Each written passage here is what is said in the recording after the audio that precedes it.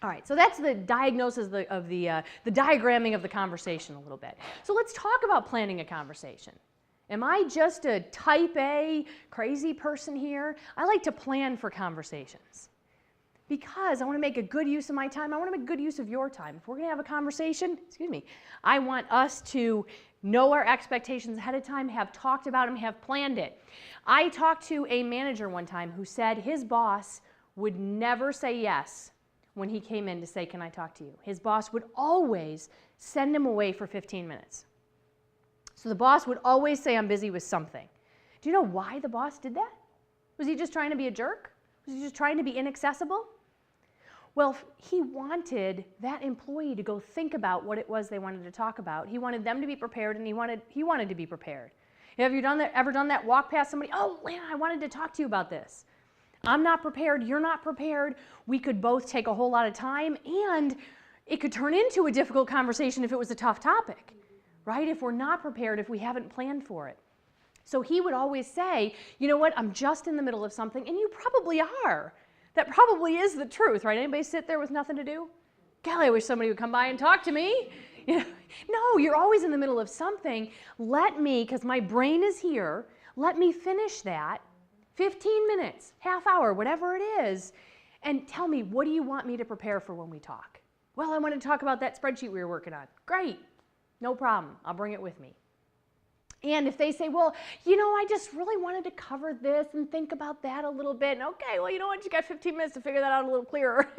So we're both on the same page by the end. And then have the conversation and get agreement. Now this might seem like too much for some daily conversations that you have with the same people all the time, but let's say you are anticipating a difficult conversation, right? And we say, all right, when we talk, here's what I'm going to bring, here's what you're going to bring, here's what we're going to try to accomplish.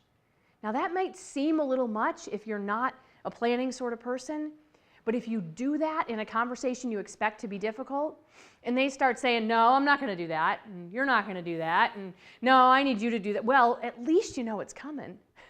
At least you've got some sort of preparation beforehand, and maybe you can say, "You know what, it sounds like what we need to talk about, I might need a day to prepare for that. I might need to pull all these pieces together." Set a reasonable time frame, put it on the calendar. If it is something we're going to talk about in a week, let's put it on the calendar. I'm a big one for putting something out there for a particular time, because then both people are ready. Then I don't catch you off guard. You want somebody emotional in a conversation? Go catch them when they're not ready to talk to you. And plus, they don't want to talk about your topic, right? We don't want to do that. We don't want to catch somebody off guard.